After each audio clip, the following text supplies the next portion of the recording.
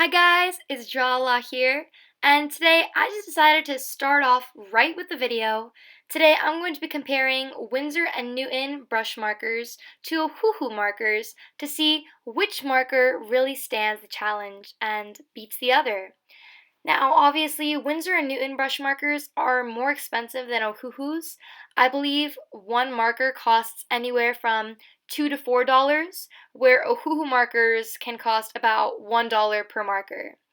So, we're going to see, can the Ohuhus, being much cheaper, possibly beat the Winsor Newtons, or do the Winsor Newtons still win? I guess we'll decide today. So, I'm drawing this painter girl. I was going for French kind of vibes with the whole beret, and I gave her this dress. Later on, I'm gonna put some stripes on it to make it a little bit more interesting. But yeah, I also gave her this bob just because when I think of like French and Parisian chic, I just think of a bob as a haircut, and it's really cute. I'm really happy with the way it turned out. Now, when I'm comparing these two markers, one thing I noticed right off the bat is on the Ohuhu side, the skin tone is looking a little bit orange and not in a really good way. I think I could have chosen a better marker. I don't know why I chose this one. Like thinking about it now, I could have chosen a much better color and yet I settled with this one. When I was deciding the colors, I was really trying to make them as similar as possible. So I chose my Winsor and Newtons first because I don't have as many of those markers as I do Ohuhus. So I chose the Winsor and Newtons and did my best to match them with the Ohuhus. I think I did a pretty good job. There are a few differences, like mostly with the skin tone, I feel like. The skin is probably the biggest difference. But beyond that, I think it was pretty similar. I didn't shade too much either because, like I said, I don't have too many Winsor and Newtons, so I couldn't shade so much. I tried to keep it equal. Like, whenever I shaded using a gray, I would shade using a gray for the Ohuhus. That way the pictures would get a similar result. Um, so I had to resort to shading with a lot of grays for this. I would shade with either a medium or a dark gray, and then I'd go over it with the color I originally colored over. So take this bray I'm coloring, for example.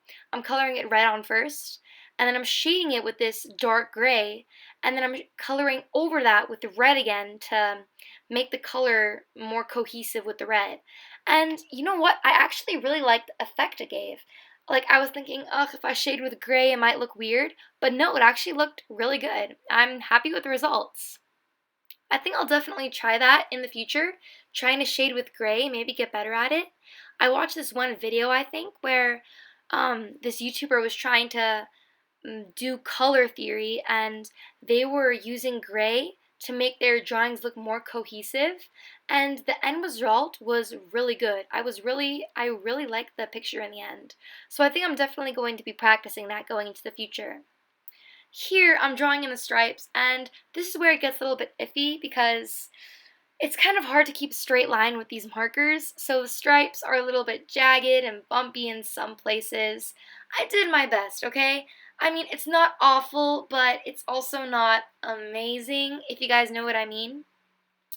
I tried to keep the stripes as equal as possible between the two pictures, but I think in the one to the right, the Ohuhus, I made the stripes a little bit closer together, and in the one to the left, the Winsor and Newtons, I spaced them out a little bit more. I really tried my best to make them equal, but it just happened like that in the end. So it is what it is. It's not that big of a deal, though, I don't think.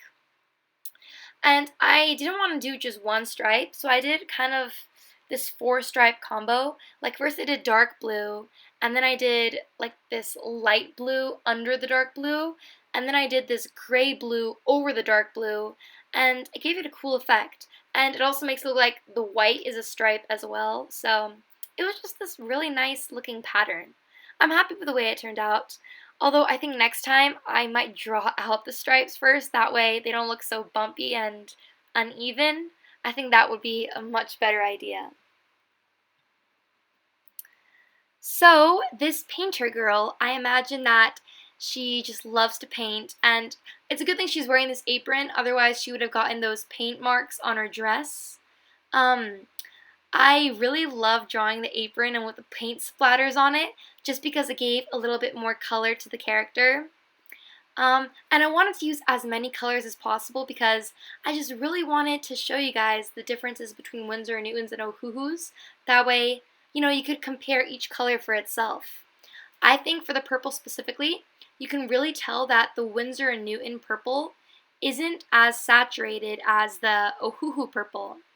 And when I say saturated, I don't mean that it's not darker. Like, they're both the same darkness, but I just feel like the Ohuhu one is more bam, in your face. Just like, hi, I'm purple, and I want you to know it too.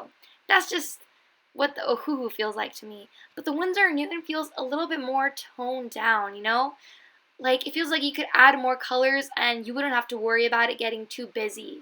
It just adds on top of it to each other and it just adds to the picture. But I feel like for the Ohuhu, as I used more colors, it just kind of got a little chaotic. That's the only downside though. But besides that, I love Ohuhus, and it's not a downside that's big enough to make me stop using them. I mean, they're the cheapest brush markers out there, so I'm in love with them. But I also love my Winsor & Newtons too. I don't know, by the end of this video, I do have one picture that I prefer more than the other, but I love both of these markers, and I'm still going to use them both, So it just depends what kind of look you're going for. If you're going for more of a bright, maybe cartoony kind of look, maybe go for the Ohuhus. But if you're going for maybe a more, maybe toned down, perhaps realistic, I guess you could say, kind of look, then I suggest the Winsor & Newtons. But, both have their pros and cons to them. I really think so. I'm pretty sure neither of these markers are refillable. Don't take me on that, though. I'm not 100% sure. But I'm pretty sure neither of them are refillable, if refills are something you're interested in.